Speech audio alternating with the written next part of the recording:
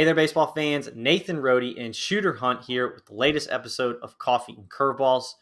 Shooter, it's done, over. We survived another Super 60 in the books, and it was absolutely electric.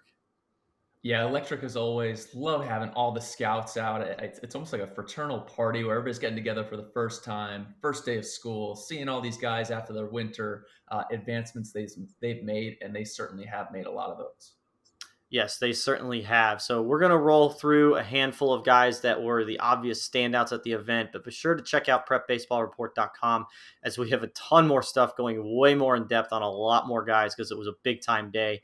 But let's start at the top. Shooter. Hands down, the most electric performance of the Super 60 had to be Jackson Humphries, left-hander from North Carolina, committed to Campbell. We had heard that he was starting to creep up with that velo. And he definitely showed out 93 to 95, throwing strikes too in that bullpen. And then it was all part of a 4-pitch mix, 2 sharp breaking balls, feel for a changeup. I mean, the arrow is pointing up way, way up for this guy. Yeah, about 6'1", 6'2", thicker lower half. And you touched on it. He pounded the zone with that electric stuff, and it really jumped out of the hand. He gets on the mound. This kid committed to Campbell, not a Power 5 school, but he was the best guy there. And Mm-hmm. it was outstanding coming off the future games where we loved the spin metrics, and the velo hadn't jumped yet 2 years ago, obviously. Now it has. There's 4 pitches there. It's an uncomfortable at bat. It's real clean. I think he could be popping even higher velocity numbers with a warm spring. But Mm-hmm. really, those spin metrics and that changeup really elevate him as a starter profile guy and could boost that draft stock considerably. Mm-hmm. It certainly could. And speaking of boosting stock, Aiden Moffett out of Mississippi, an LSU recruit, he really lends to that hypothesis and gives evidence to mass equals gas. Shooter, one of your favorite phrases. But he is an intimidating presence on the mound when it comes to his physicality, and he was pumping the velo into the mid 90s. But it was the cutter that really started to jump out and got some of our guys up out of their seat. Yeah, you don't say that very often, but a 90-mile-an-hour true cutter that just is something that's not seen, especially at the high school level, let alone upper levels. But he touched 97 there late, and the extension is unreal. He's a real fluid mover down the mound. Very athletic, especially for his size. Can spin the baseball. I mean, triple digits are probably in his future just looking at it. And he's a guy I'd seen a couple years ago, still coming together, still getting comfortable with those movement patterns. Strikes would come and go. Is he going to click?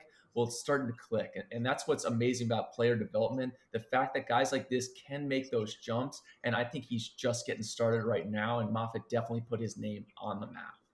Mm-hmm. He certainly did. And speaking of getting on the map, you got to go to Rhode Island to see Ben Brutti, another electric bullpen from him. Shooter, it's a lower 3/4 slot, which nothing in his arsenal is straight. The fastball had sink getting into the mid 90s. The slider was sharp in a wipeout pitch at times. And then the changeup had similar movement, similar action to that fastball, but obviously, albeit a little bit slower. Feel really bad for some Rhode Island hitters come springtime. Yeah, and I think, like you said, all those pitches profiled really well out of that low slot, and he's an outlier, which is amazing. Up to 96, and I thought he has some aptitude for that slider. I don't even think he showed his best stuff there with that slider. I think he has a chance to really tunnel the fastball in the future. But he's a thick, physical Mm-hmm. kid, still kind of a baby face. I think there's more maturity coming to him. Laid out of the glove, ball jumps out of the hand, uncomfortable at bats. He's a South Florida recruit, has an older brother who also threw some cheese at Rhode Island. So I think there's definitely some high upside, and there are definitely some Northeast scouts that are ordering up their parkas and making sure that they have their beanies set to go for the spring. Mm-hmm. Let's shift the attention now to some hitters. And quite honestly, every round of BP was pretty loud.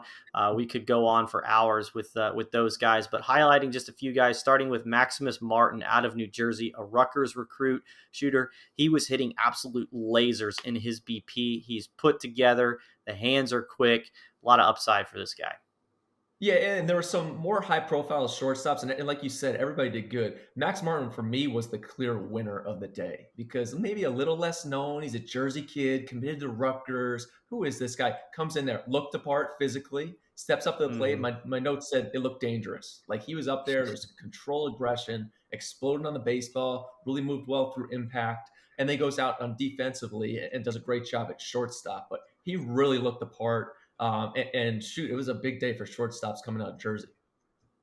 Yeah, it was. And sticking to that theme, we've got Gavin Kilen, who obviously very well named going in. So I hate to say he met expectations, he maybe exceeded them, but it was a really good day for him. Showed well defensively, the really good hands out there and easy arm strength. And he gets in there at the plate, and it's such an easy, smooth swing with quick hands. Definitely can see why we've talked about him so much, until now.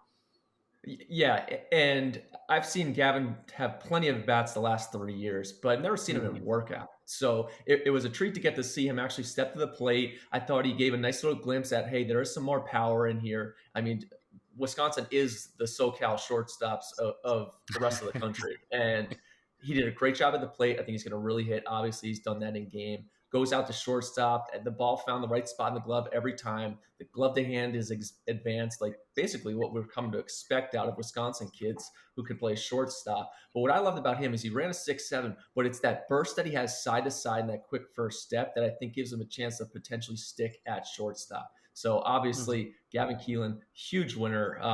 As always, he's just never disappointed. So looking forward to another big spring out of him. Indeed. And wrapping it up by filling our Garden State quota, we've got Chris Maldonado, who I was a big fan of him last summer. Just felt like every time he was at the plate, he was barreling the ball, and everything was just flying off of his bat in BP at the Super 60. Yeah, and I was talking to my brother TJ, who is the scouting director in New Jersey, about how's Maldonado going to do. He goes, "Yeah, don't forget that he put on a show at the Future Games in BP. He was one of the top Hmm. performers there as a year younger than most of the guys, and he did very much the same. It's more physical now, about 6 foot 190, thicker lower half, still runs a 6.66, hops up to the plate, had some of the best exit velocities of anybody. It's limited effort at the plate. And you know the bloodlines there. He's got a full family of athletes. His brother Nick's pitching at Vanderbilt right now as a stud there. He was a two-way guy at the Super 60 back in 19. And he goes out the shortstop where the arm plays. I think he's going to have a chance to stick on the left side, but the bat's going to really allow him to play any position on the dirt long term. He's a Clemson Hmm. recruit. Hmm. Yeah, it certainly will. So there you have it. A look at some of the standouts from the Super 60. As I said before, we have a lot more on prepbaseballreport.com. So be sure to check that out. And we'll have plenty more in the coming weeks as well. But as always, for Shooter Hunt, I'm Nathan Rohde. This was Coffee and Curveballs. And until next time, we'll see you guys at the ballpark.